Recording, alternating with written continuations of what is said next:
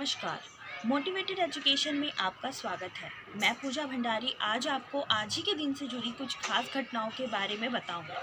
तो आइए उसे देख लेते हैं।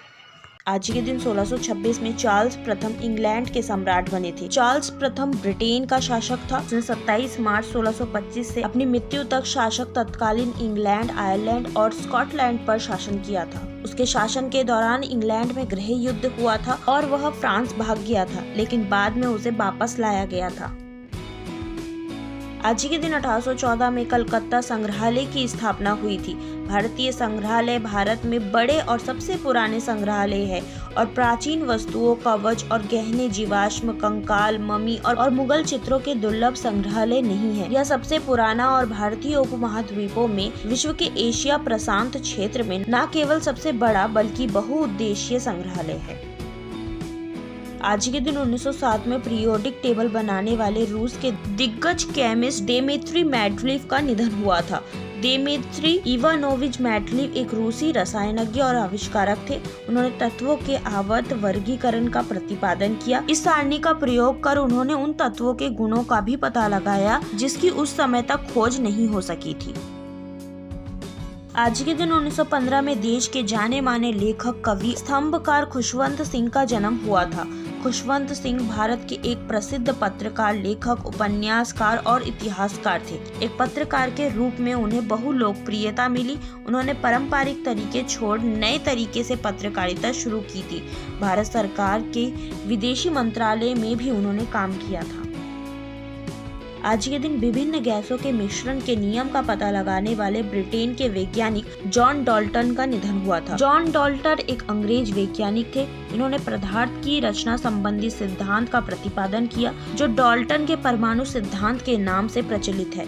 डाल्टन का जन्म सन 1766 में इंग्लैंड के एक गरीब जुल्हा परिवार में हुआ था। 12 वर्ष की आयु में उन्होंने एक शिक्षक के रूप में अपनी जीविका शुरू की थी। आज के दिन 1862 में शंभुनाथ पंडित कलकत्ता उच्च न्यायालय के पहले भारतीय न्यायाधीश बने थे। इन्होंने 1863 से 1867 तक उस पद पर कार्य किया था। अपनी उम्र में कोलकाता की प्रमुख हस्तियों में से एक थे।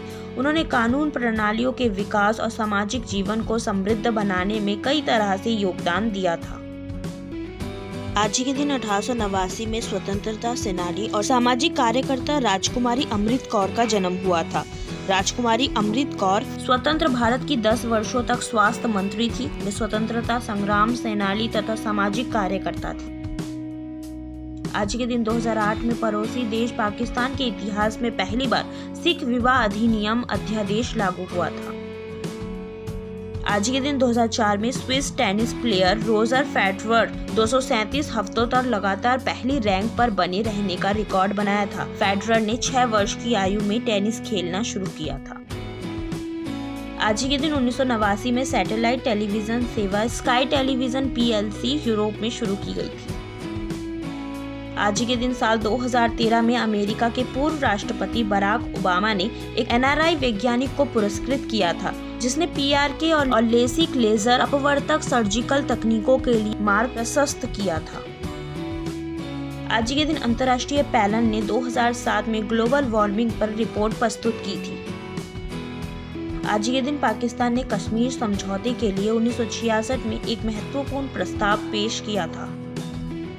आज के दिन प्रत्येक वर्ष 2 फरवरी को विश्व आर्द्र भूमि दिवस मनाया जाता है। इस दिन आर्द्र भूमि रामसर समझौते को अपनाया गया था।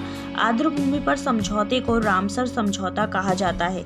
यह अंतर सरकारी संधि है जो आर्द्र भूमि के संरक्षण और उचित उपयोग, उनके संसाधन के लिए राष्ट्रीय कार्यवाही तथा अंतर्राष्ट्रीय सहयोग का ढांचा प्रदान करती है।